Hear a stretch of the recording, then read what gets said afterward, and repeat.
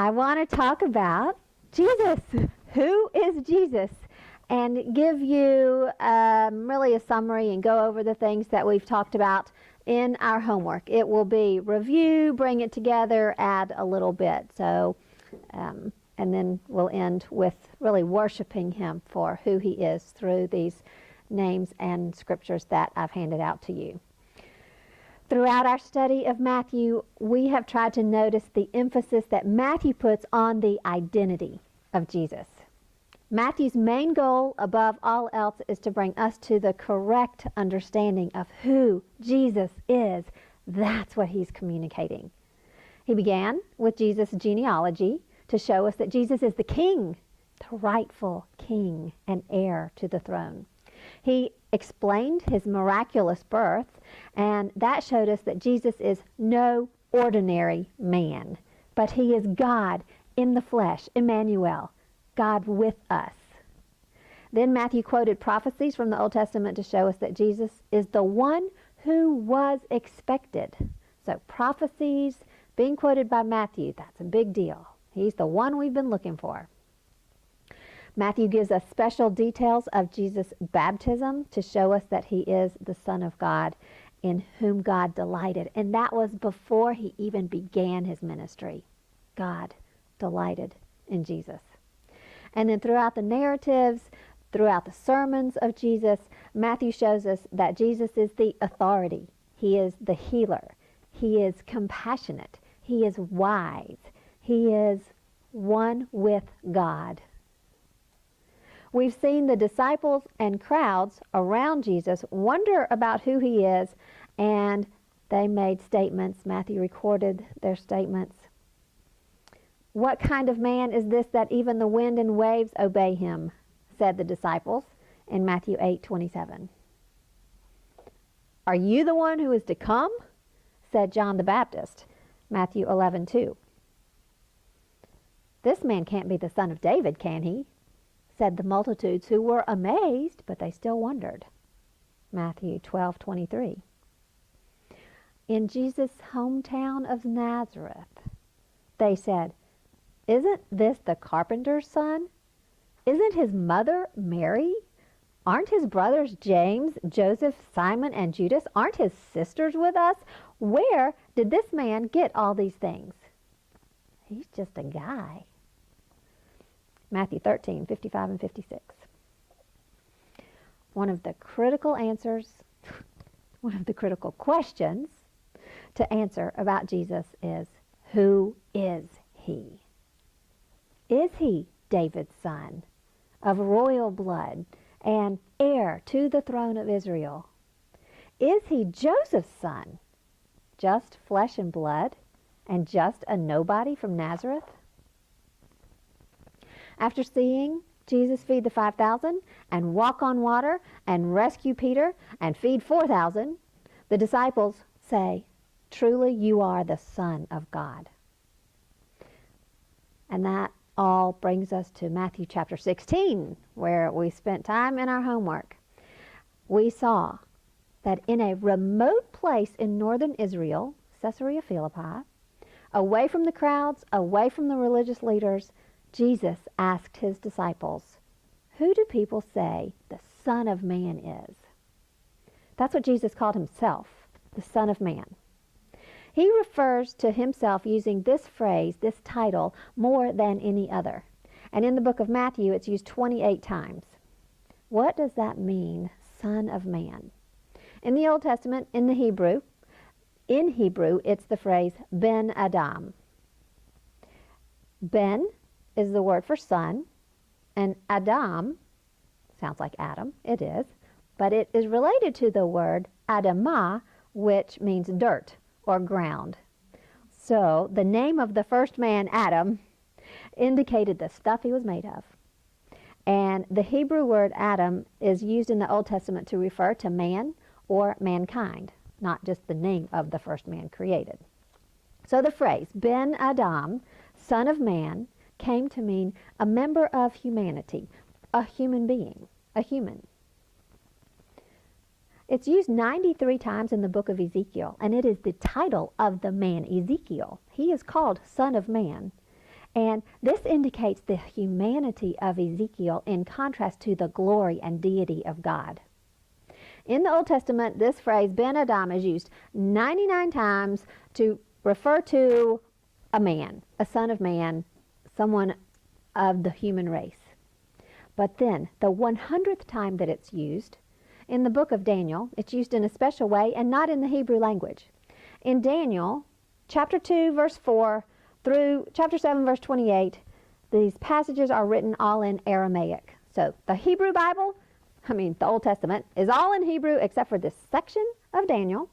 And this section is written in Aramaic. And in chapter 7, we read about Daniel's vision of the Ancient of Days.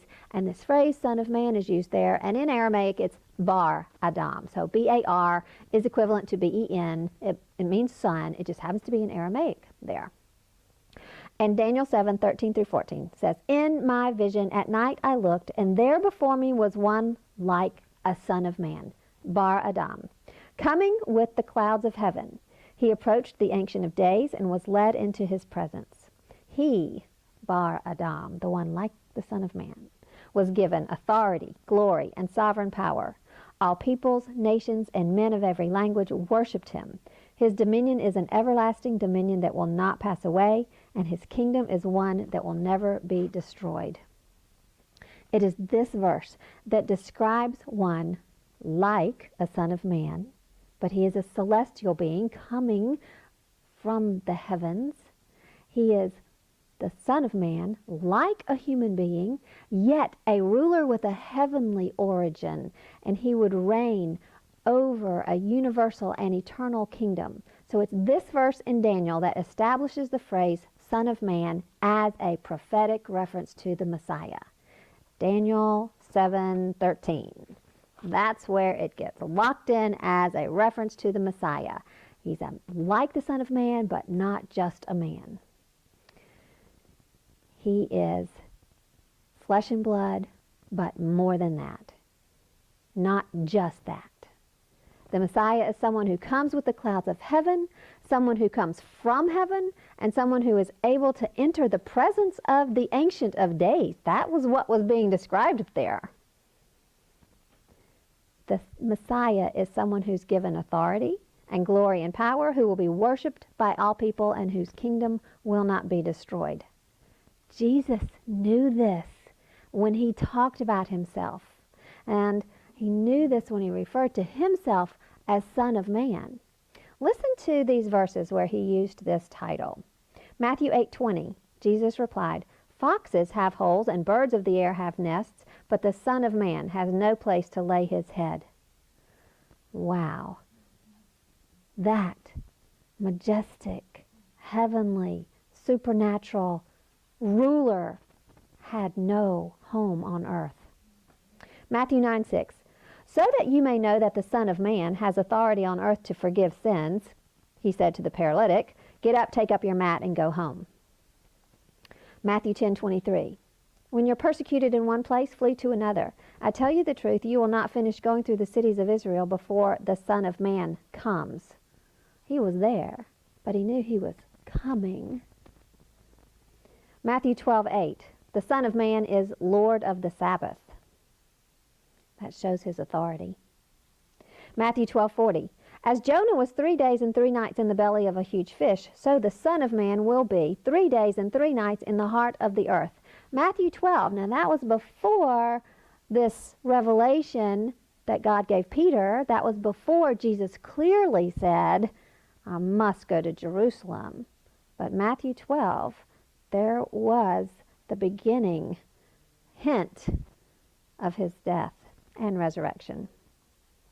And Matthew 16:27, he said, the Son of Man is going to come in his Father's glory with his angels, and then he will reward each person according to what he has done. When you think about the passage in Daniel, and then hear what Jesus said, you hear, he knows who he is.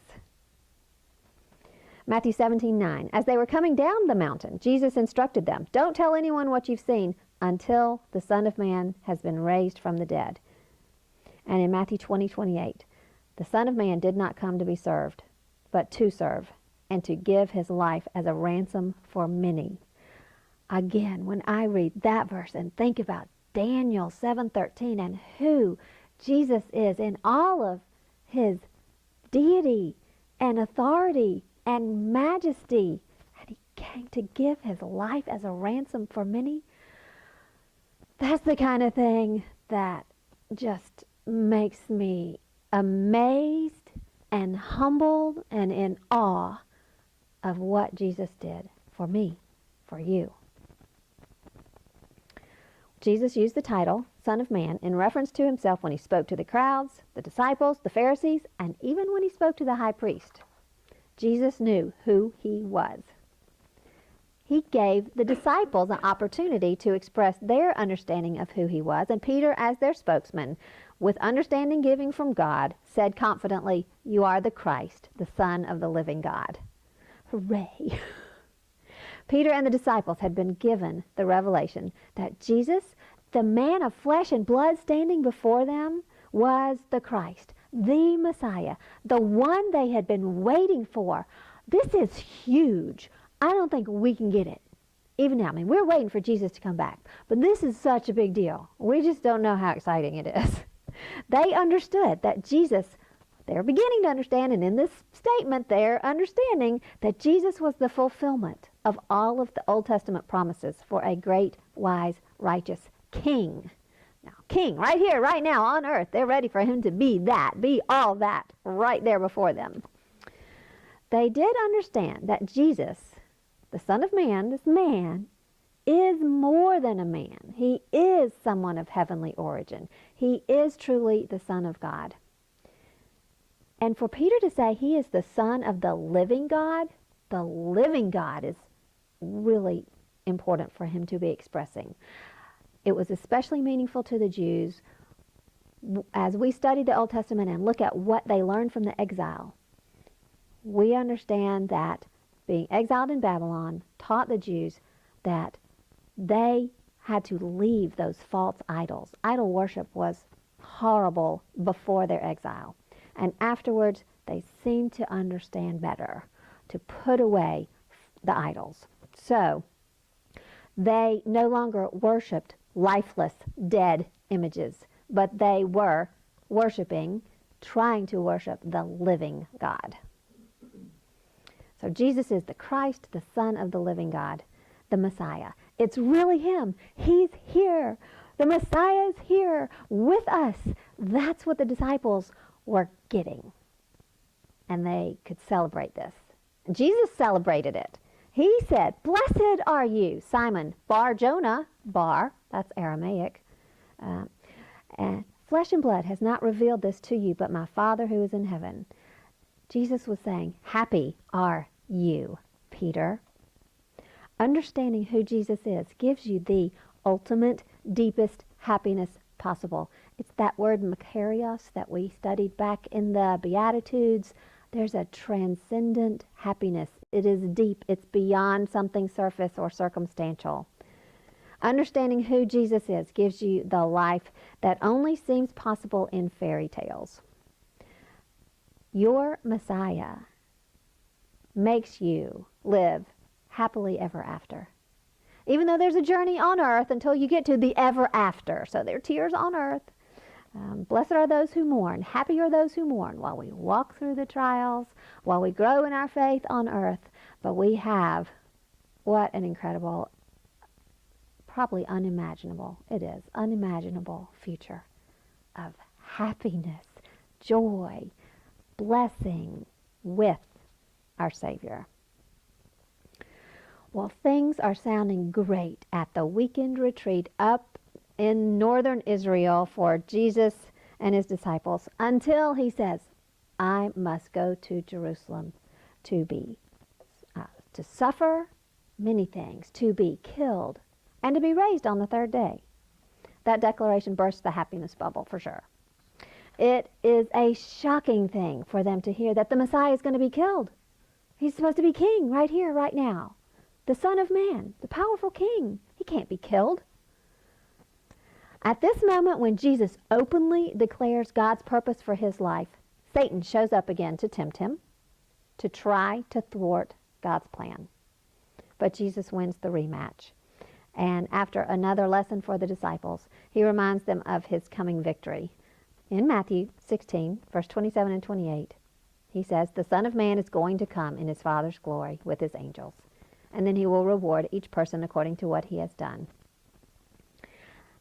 6 days later, Peter, James, and John get a sneak peek of the Son of Man in his Father's glory. He had told them he would come in his Father's glory. Now they're going to get a sneak peek. Jesus was transfigured, changed, transformed before them. His face shone like the sun. Have you tried to look at the sun? You can't look directly at it.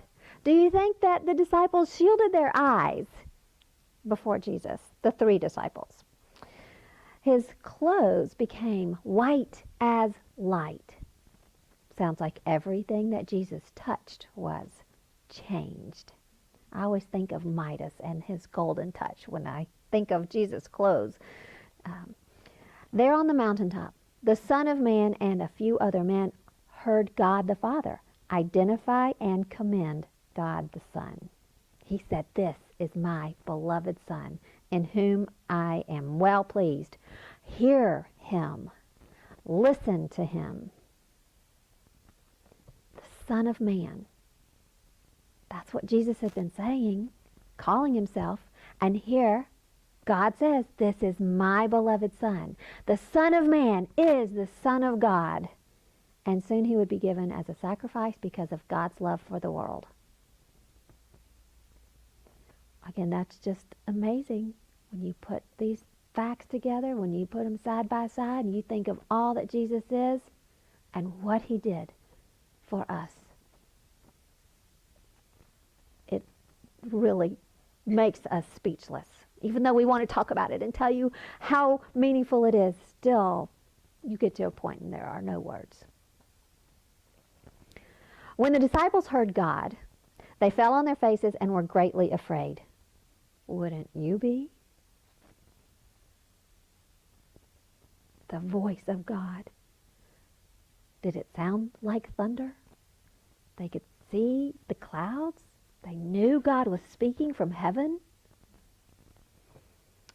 They fell down. They fell on their faces. They were greatly afraid. But Jesus came and touched them and said, "Arise, don't be afraid." And I love this next verse, and it is what I want for myself. When they had lifted up their eyes, they saw no one but Jesus only. They had their eyes on him, fixed on him. Well, that's how I want to spend the rest of our lesson. Seeing no one but Jesus, because there is no one like him. There is no one who has done anything like what he has done. There is no one who can help you, rescue you, or change you like he can. There is no one who has the power that he has. There is no one who loves you like he loves you. Hebrews 12:1 and 2 says, "Therefore, since we are surrounded by such a great cloud of witnesses, let us throw off everything that hinders and the sin that so easily entangles, and let us run with perseverance the race marked out for us. Let us fix our eyes on Jesus, the author and perfecter of our faith, who for the joy set before him endured the cross, scorning its shame, and sat down at the right hand of the throne of God." Who is Jesus? The scriptures tell us. His character and purpose and position and his relationship to us, his relationship to his Father, it's all described throughout Scripture. So I have handed out little pieces of paper with verses so that we could have some organization of how we choose the verses and read them.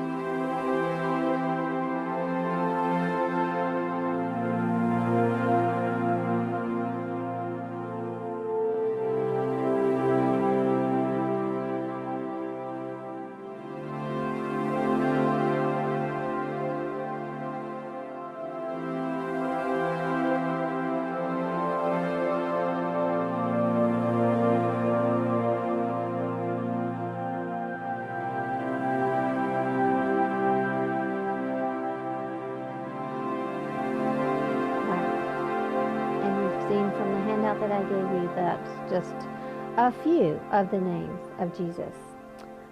He is the image of the invisible God. I'd like to read from Colossians 1:15 through 20.